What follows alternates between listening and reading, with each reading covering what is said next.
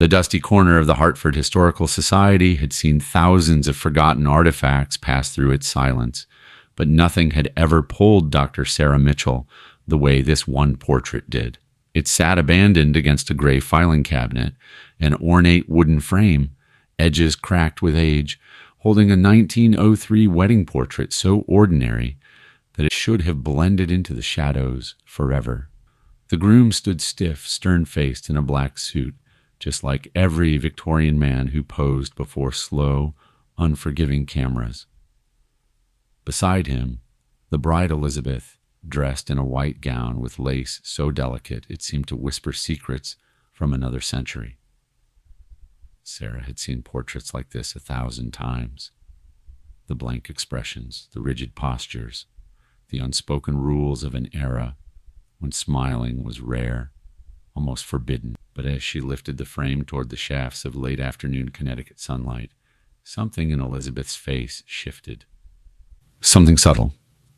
Something impossible.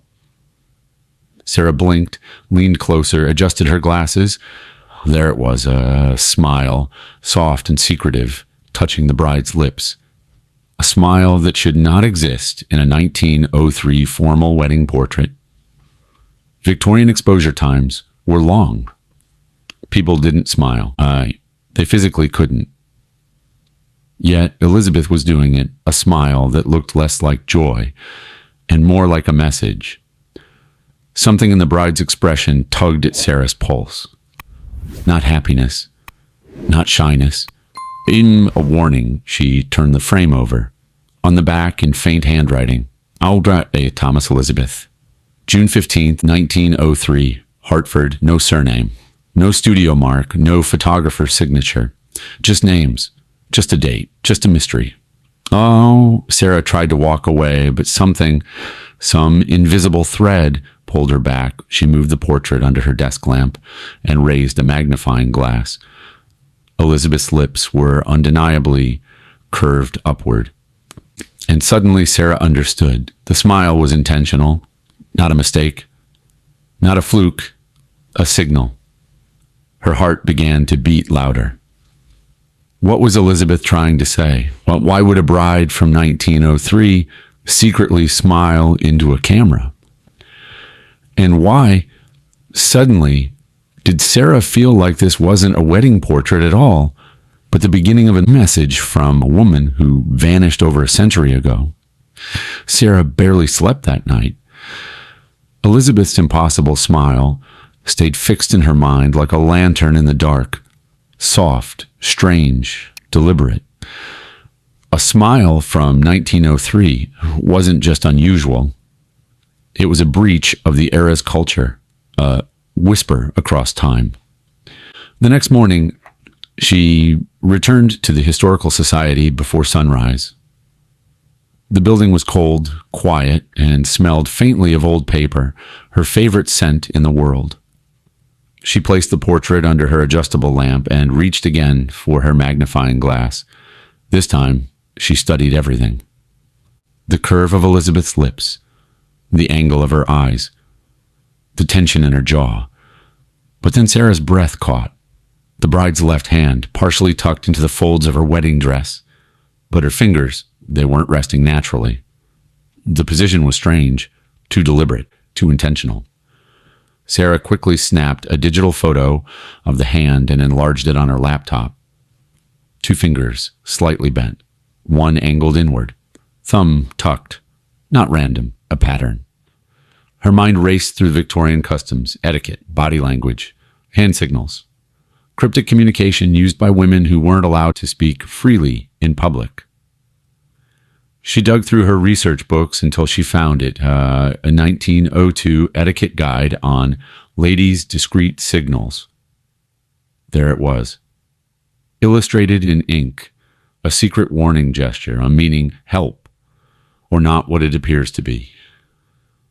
Sarah's heart pounded. Elizabeth wasn't smiling out of joy. She was sending a message she couldn't say aloud in 1903. A message she hid inside the most important photograph of her life. The portrait wasn't a memory. It was evidence. Sarah returned to the frame, hands trembling now with adrenaline. She carefully lifted the cardboard backing, hoping, praying there was more, and then folded flat, yellowed with age and note. Her fingers shook as she opened it, faded ink, delicate script. My dearest Thomas, by the time you read this, I will be far from Hartford. The photographs must tell the story. I cannot. Look for what others cannot see. Remember our signal. Forever yours, E. Sarah felt chills wash over her. This wasn't a romantic message. It was coded. Desperate, fearful. If the smile was a signal, if the hand gesture was a warning, then Elizabeth had left this note knowing something terrible was coming. Something she could not escape. Something, or someone. She feared more than anything. Well, Sarah sat back, staring at the bride's face illuminated under the lamp. That soft smile. It wasn't joy. It was bravery. A quiet scream. A final clue from a woman who knew she was running out of time. And Sarah knew this was no longer a simple archival project. She had just opened a 120-year-old case, a case of a bride who vanished, a man with no surname, a wedding that wasn't real, and a secret message hidden in a portrait that the world had forgotten until now. The next morning, Sarah arrived at the Hartford Public Library before it even opened. The heavy wooden doors creaked, and the familiar quiet of old archives welcomed her like a cathedral of the past. She headed straight to the microfilm room, hands shaking with urgency. She loaded the reels for June and July of 1903, spinning through decades of forgotten weddings, obituaries, and social notes. Nothing. No Thomas and Elizabeth. No ceremony on June 15th. No announcements. No notices. It was as if the couple had never existed. The librarian, Mrs. Peterson, approached quietly, her cardigan brushing against the metal shelves. Looking again for the mystery bride?" she asked kindly. Sarah nodded. "Wait, I'm missing something. There must be another record somewhere." Mrs. Peterson adjusted her glasses. "Church archives. Trinity Episcopal. St. John S. St. Patrick S. Not all weddings were reported in newspapers." It was the first real direction Sarah had. Trinity Episcopal Church, the first crack in the case. Trinity Episcopal sat like a grand stone guardian in downtown Hartford, its Gothic spires reaching into gray skies. Reverend Williams led her to the basement rows of leather-bound marriage registers locked behind glass. He flipped to June 1903. June 13th, Thomas Martin, Elizabeth Hayes. June 20th, Thomas Richardson, Elizabeth Collins. But nothing on June 15th. Nothing matching her couple. "Could an entry be missing?" Sarah asked. The Reverend hesitated. Sometimes marriages were added later, if a couple married under unusual circumstances. "Unusual how?" she pressed. He looked uncomfortable. "Well, secret marriages, scandals, predicaments. A bride who needed privacy, a man from the wrong class, a rushed ceremony to avoid shame." Sarah's heart quickened. Elizabeth's smile. Her hidden signal. This wasn't a typical wedding. The churches tell nothing, but the silence tells everything. Sarah spent the entire day visiting churches across Hartford. St. John's, no record. St. Patrick's, no record. Sacred Heart, no record. Not a single entry for a Thomas and an Elizabeth, married on June 15th, 1903. It wasn't a wedding. It was a performance, a staged event, a facade to make something appear legitimate, or to hide something dangerous. By evening, Sarah's head throbbed. The portrait now felt heavier, darker, more oppressive. She whispered to herself as she sat in her car. Elizabeth wasn't celebrating. She was warning. And the more Sarah pulled on the threads, the more the truth unraveled. This wasn't just a missing wedding record. This was a missing woman, a vanished bride, a forced marriage, and a crime buried for 120 years. And the smile, the faint, brave curve of Elizabeth's lips wasn't just a signal. It was a plea. The deeper Sarah went, the stranger the case became. Missing wedding records, a forced smile, a hidden warning signal, a cryptic note tucked behind the portrait. But now she needed something more, a voice from 1903. Someone who knew Elizabeth personally. That clue came from an unlikely place. A missing persons report dated July 20th, 1903, buried deep in the Hartford police archives. Name Elizabeth Hayes, age 23. Last seen July 15th. Reported by her sister Margaret Hayes. Notes: unusual behavior in weeks prior to disappearance. Sarah's pulse thudded. Oh, this was her Elizabeth. The report listed an address, Asylum Street. The house miraculously still existed, now divided into apartments. An elderly owner named Robert welcomed Sarah inside when she explained her research.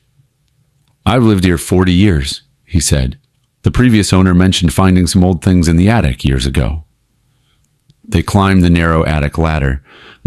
Dust swirled like ghosts as Robert pulled aside insulation. A small wooden trunk appeared. Inside were papers, letters, and a diary, faded brown leather. The name written in elegant cursive, Margaret Hayes. Sarah's hands trembled as she opened it. Margaret's diary, entry 1, June 10th, 1903. Elizabeth has been strangely quiet since she met that man, Thomas. She speaks so little of him. I find it troubling. A bride always wants to share her happiness, yet she does not. Sarah exhaled slowly. Elizabeth didn't choose Thomas. Something happened. Entry 2, June 16th, 1903. Elizabeth came home after her wedding ceremony today, changed. She smiles when no one is watching, but her eyes, they're full of fear. Sarah's breath hitched. Oh, the smile, the one in the portrait, wasn't joy. It was terror wrapped in courage. Entry 3, July 1st, 1903. I followed Elizabeth today. She does not live with Thomas as she claims. Instead, she rents a small room above Mrs. Patterson's bakery on Main Street. When I asked her why, she wept. She begged me not to ask further. She said the marriage was arranged to help her escape something terrible, but would explain no more. Sarah pressed her hand to her mouth. This wasn't a marriage. This was a trap. Entry 4, July 14th, 1903. Elizabeth came to me in great distress. She said Thomas is not who he pretends to be. She said she discovered something that put her life in danger. She gave me a photograph and said, if anything happens to me, this will explain everything. Sarah froze. The photograph, the smiling bride, the hand signal. Oh, the hidden note. Elizabeth knew she wouldn't survive. Entry 5, July 21st, 1903. My sister has vanished. The police refuse to investigate further. They say a wife often leaves with her husband. But Thomas is missing as well. And I know, something terrible has happened. Sarah closed the diary, her heart pounding with grief for a woman she had never met. Margaret had tried to save Elizabeth. Elizabeth had tried to save herself. Both were ignored. Both were silenced by the era. But now, 120 years later, Sarah was listening. This wasn't simply a portrait. It was a crime scene. A warning frozen in time, a cry for help, hidden behind lace and glass. And now, Finally, someone had heard it.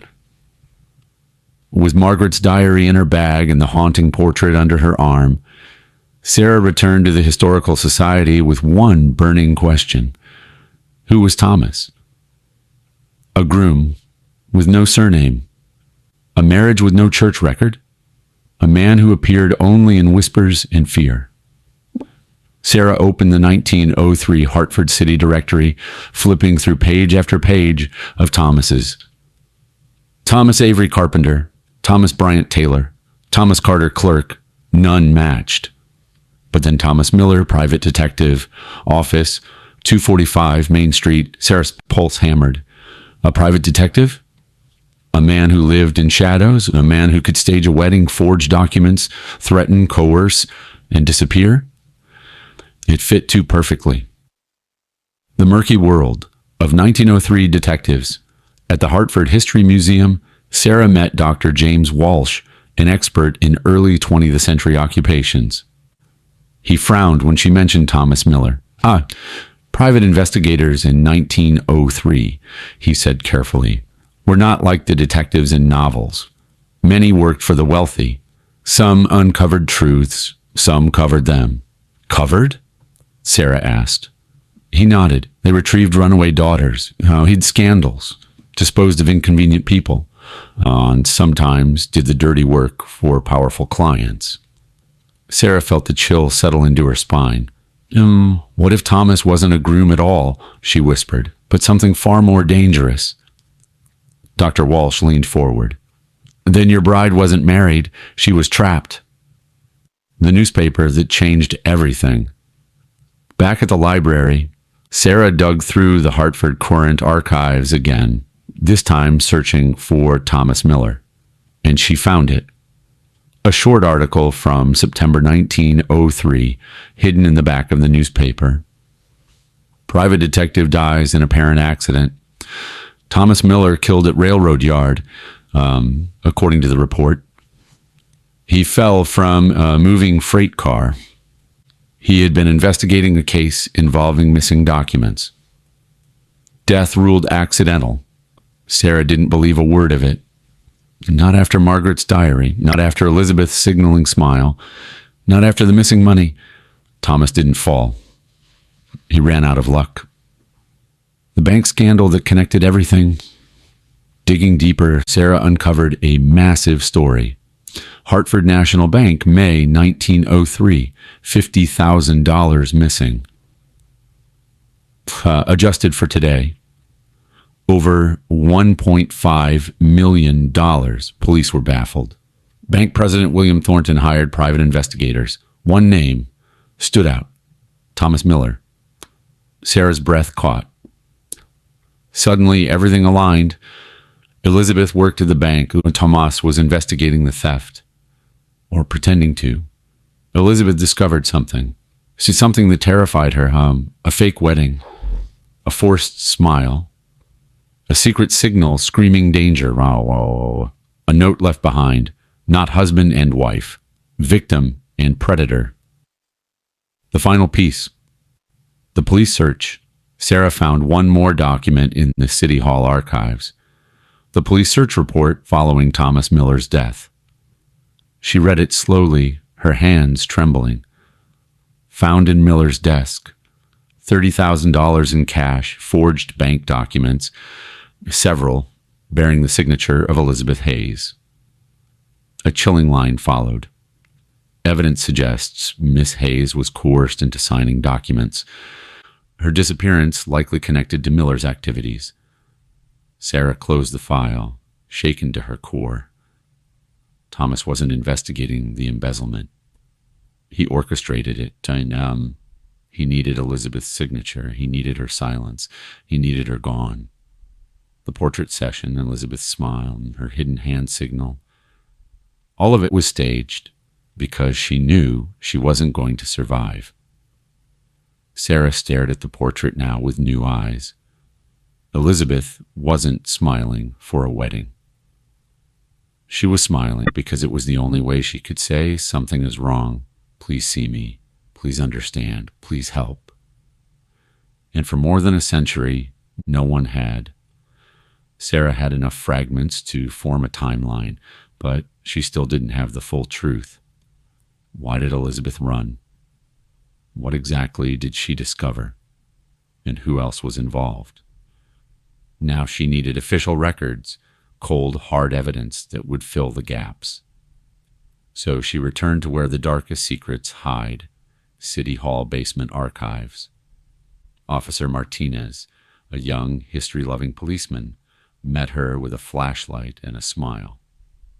Ready to dive into 1903, he joked. Sarah wasn't smiling. She was hunting answers. The missing woman the city forgot. They opened the old metal drawers labeled 1903 Missing Persons. Dozens of faded reports. But one name made Sarah's lungs freeze. Elizabeth Hayes, filed July 20th, 1903, status unresolved. The report mentioned unusual behavior, fear and distress before disappearance, family deeply concerned, no evidence of voluntary departure. And then chillingly, last seen July 15th, same day as the photograph's date. The day she smiled. The day she signaled for help. The day she disappeared. Sarah whispered. She left her last message inside that frame, knowing they wouldn't search for her. A city blind to a crime. The officer shook his head. In 1903, unless the woman was wealthy, police hardly cared. If they thought she ran off with a husband, the case died. Sarah clenched her jaw. Elizabeth didn't run. She was running away, and Hartford never looked. The bank records tell a different story. Next, Sarah pulled records from Hartford National Bank, preserved on microfilm. May 1903, massive panic, $50,000 missing. Books altered, ledgers mismatched, multiple employees questioned. And one statement, buried in a margin note, stood out. Secretary E. Hayes noticed discrepancies in the ledgers prior to incident. Sarah sat up straight. Elizabeth caught it early. She tried to warn someone. Someone didn't listen, or someone stopped her. The turning point, the August revelation. Then Sarah found the newspaper that changed everything. Hartford Courant, August 1903. A headline buried in the V&N section. Investigation compromised. Detective may have falsified evidence. The detective, Thomas Miller. The article explained he had unrestricted access to the bank. He interviewed all staff. He inspected books, vaults, reports. He had the authority to collect documents. He used his position not to solve the case, but to deepen it. The embezzler wasn't hiding. He was investigating. Elizabeth's discovery. The reason she smiled, Sarah pieced it together. Elizabeth worked with the original records. She saw the truth. She saw what Thomas was forging. She saw signatures that weren't hers or signatures he forced her to make. She confronted him. She feared him. She ran from him. He pretended to marry her, to control her, to silence her, to keep her from revealing the truth. The fake wedding portrait wasn't about love. It was evidence. It was a message. It was Elizabeth's last chance, and she used it brilliantly. Thomas's death, not an accident. Sarah opened the final police document. Rail Yard Report, September 1903. Private Detective Thomas Miller. Fatal fall from freight car. And then the notes. No witnesses. Signs of struggle not documented. Case closed quickly. But the final handwritten addendum, added quietly by an investigating officer, made Sarah's stomach drop. Search of Miller's office reveals $30,000 of missing funds. Forged bank documents found. Multiple bearing signature of E. Hayes. Miller likely coerced her. Her disappearance linked. Miller death, suspected suicide or elimination. Elimination. The word echoed inside Sarah's skull. Someone wanted Thomas gone. Someone wanted the loose ends cut. Someone wanted the entire scandal buried. Elizabeth vanished. Thomas died. The money disappeared. And the city moved on. The portrait was never a memory. It was evidence. Sarah stared at the bride's smile again, the edges now glowing with understanding. It wasn't bravery alone. It was strategy. It was intention.